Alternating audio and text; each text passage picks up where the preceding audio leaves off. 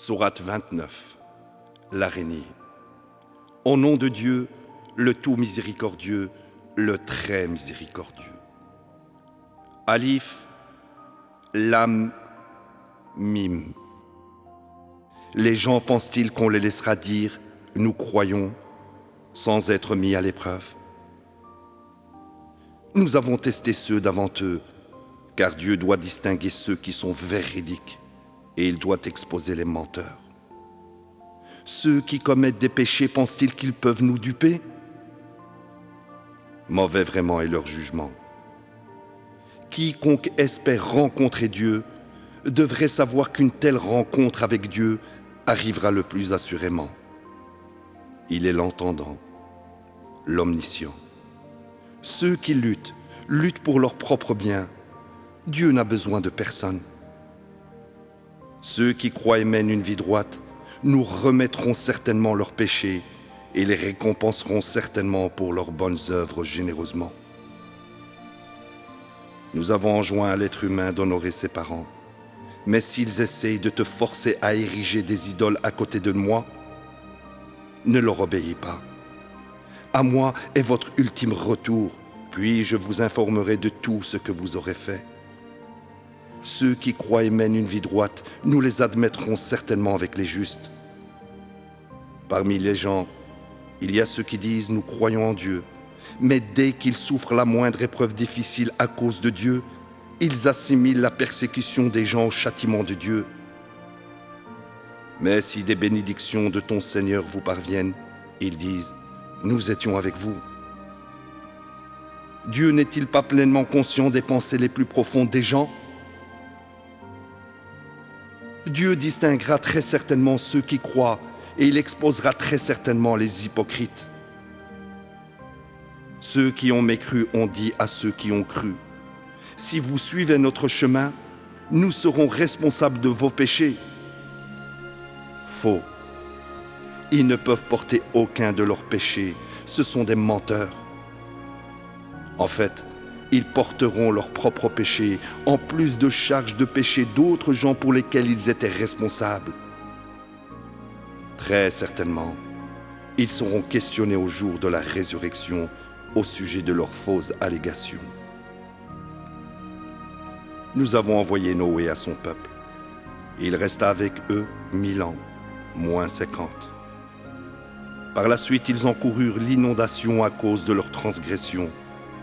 Nous l'avons sauvé lui et ceux qui l'accompagnaient dans l'arche, et nous en avons fait une leçon pour tous les gens. Abraham dit à son peuple, « Vous adorerez Dieu et le révérerez. Ceci est meilleur pour vous si seulement vous saviez. Ce que vous adorez au lieu de Dieu sont d'impuissantes idoles. Vous avez inventé un mensonge. Les idoles que vous adorez à côté de Dieu ne possèdent pas la moindre provision pour vous. Donc, vous ne chercherez de provision qu'auprès de Dieu. Vous l'adorerez lui seul et serez reconnaissant envers lui. À lui est votre ultime retour. Si vous ne croyez pas, des générations avant vous n'ont également pas cru. La seule fonction du messager est de délivrer le message. N'ont-ils pas vu comment Dieu suscite la création puis la répète? Ceci est facile à faire pour Dieu. Dis, parcourez la terre et découvrez l'origine de la vie, car Dieu suscitera ainsi la création dans l'au-delà. Dieu est omnipotent. Il condamne au châtiment qui il veut et couvre de sa miséricorde qui il veut. En fin de compte, à lui vous serez ramenés. Aucun de vous ne peut échapper à ses faits sur terre ou dans le ciel, et vous n'avez personne à côté de Dieu comme Seigneur et Maître. Ceux qui mécroient aux révélations de Dieu et en la rencontre avec lui ont désespéré de ma miséricorde. Ils ont encouru un châtiment douloureux. La seule réponse de son peuple fut de dire « Tuez-le ou brûlez-le ». Mais Dieu le sauva du feu. Ceci devrait donner des leçons aux gens qui croient. Il dit « Vous adorez à côté de Dieu d'impuissantes idoles, à cause de la pression sociale, juste pour préserver quelques amitiés entre vous dans cette vie d'ici-bas. Mais ensuite, au jour de la résurrection, vous vous désavouerez les uns les autres et vous vous maudirez les uns les autres. Votre destinée est l'enfer, où vous ne pourrez pas vous aider les uns les autres. Lot crut avec lui et dit, « J'émigre vers mon Seigneur. Il est le Tout-Puissant, le plus sage. Nous lui avons donné Isaac et Jacob.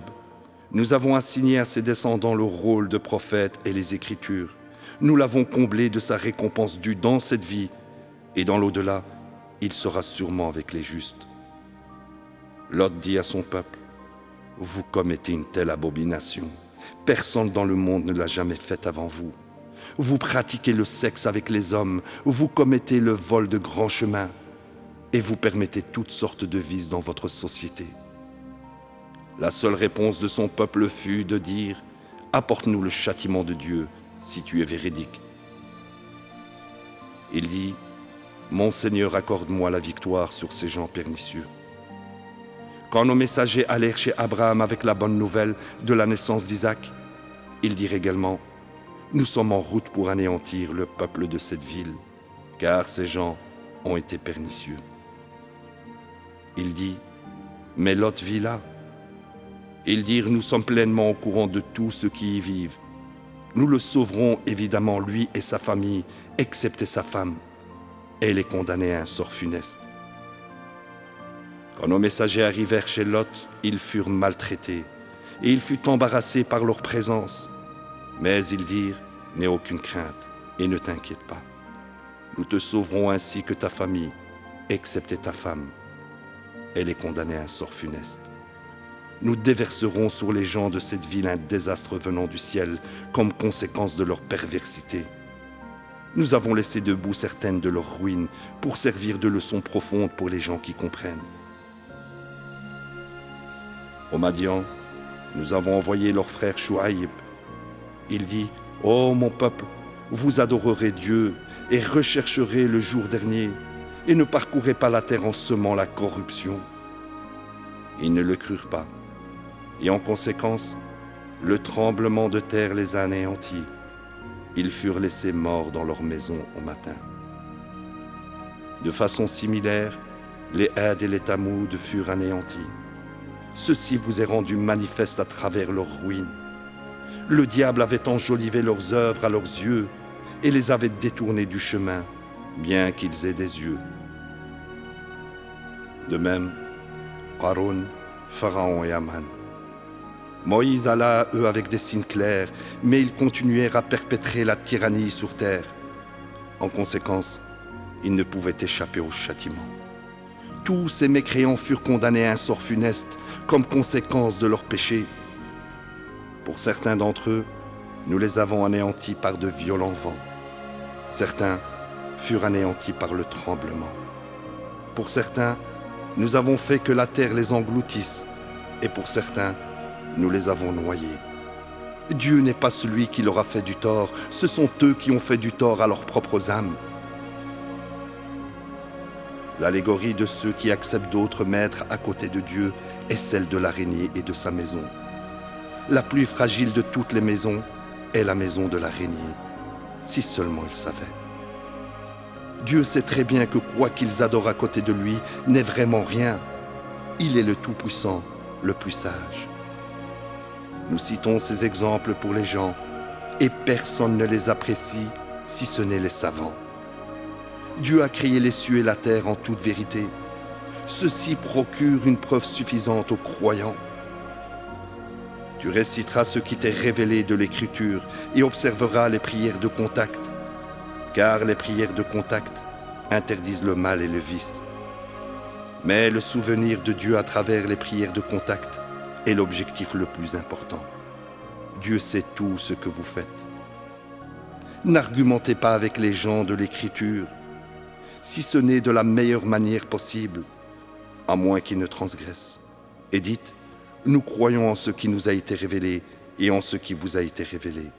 Notre Dieu et votre Dieu est un et le même. À lui nous sommes soumis. Nous t'avons révélé cette écriture, et ceux que nous avons bénis de précédentes écritures croiront en elle. De même, certains de ton peuple croiront en elle. En vérité, ceux qui ignorent nos révélations sont les vrais mécréants. Tu ne lisais pas les écritures précédentes et tu ne les écrivais pas de ta main non plus. Dans ce cas, les négateurs auraient eu des raisons de nourrir des doutes. En fait, ces révélations sont claires dans les poitrines de ceux qui possèdent le savoir. Seuls les pernicieux ignoreront nos révélations. Ils ont dit, si seulement des miracles pouvaient descendre sur lui de la part de son Seigneur. Dis, tous les miracles ne viennent que de Dieu. Je ne suis rien de plus qu'un avertisseur manifeste. N'est-ce pas un miracle suffisant que nous t'ayons fait descendre ce livre qui est en train de leur être récité? Ceci est vraiment une miséricorde et un rappel pour les gens qui croient. Dis, Dieu suffit comme témoin entre moi et vous. Il sait tout dans les cieux et la terre. Sûrement ceux qui croient au faux et mécroient en Dieu sont les vrais perdants. Il te défie d'apporter le châtiment. Si ce n'était à cause d'un rendez-vous prédéterminé, le châtiment serait venu à eux immédiatement. Certainement, il viendra à eux soudainement, quand ils s'y attendront le moins. Il te défie d'apporter le châtiment. L'enfer cerne déjà les mécréants. Le jour viendra où le châtiment les accablera d'au-dessus d'eux et de dessous leurs pieds. Il dira, goûtez les conséquences de vos œuvres. Ô mes serviteurs qui ont cru, ma terre est spacieuse, alors adorez-moi. Tout le monde goûtera à la mort, puis à nous, vous serez finalement ramenés. Ceux qui croient et mènent une vie droite, nous les installerons sûrement au paradis, avec palais et cours d'eau ruisselants. Et éternellement ils y demeurent. Quelle belle récompense pour les travailleurs. Ils sont ceux qui persévèrent avec constance et ont confiance en leur Seigneur. Bien des créatures ne portent pas leurs provisions. Dieu pourvoit à leurs besoins aussi bien qu'aux vôtres. Il est l'entendant, l'omniscient. Si tu leur demandes qui a créé les cieux et la terre et mis le soleil et la lune à votre service, ils diront Dieu. Pourquoi alors ont-ils dévié? Dieu est celui qui augmente les provisions pour quiconque il choisit d'entre ses créatures et les retient. Dieu est pleinement conscient de toutes choses. Si tu leur demandes qui fait descendre du ciel de l'eau pour faire revivre la terre morte, ils diront Dieu. Dis louange à Dieu, la plupart d'entre eux ne comprennent pas. Cette vie d'ici-bas n'est rien de plus que vanité et jeu, tandis que la demeure de l'au-delà est la vie réelle, si seulement ils savaient. Quand ils naviguent sur un bateau, ils implorent Dieu, lui vouant leurs prières. Mais aussitôt qu'il les sauve sur le rivage, ils retournent à l'idolâtrie. Qu'ils mécroient en ce que nous leur avons donné et qu'ils jouissent temporairement, ils sauront sûrement. N'ont-ils pas vu que nous avons établi un sanctuaire sacré, que nous avons rendu sûr, tandis que tout autour d'eux, les gens sont en constant danger? Croiront-ils encore au faux et rejetteront-ils les bénédictions de Dieu? Qui est plus mauvais que celui qui fabrique des mensonges et les attribue à Dieu, ou rejette la vérité lorsqu'elle vient à lui? L'enfer n'est-il pas un châtiment juste pour les mécréants? Quant à ceux qui luttent dans notre cause, nous les guiderons sûrement dans nos chemins. Le plus assurément, Dieu est avec les pieux. Allahu Akbar.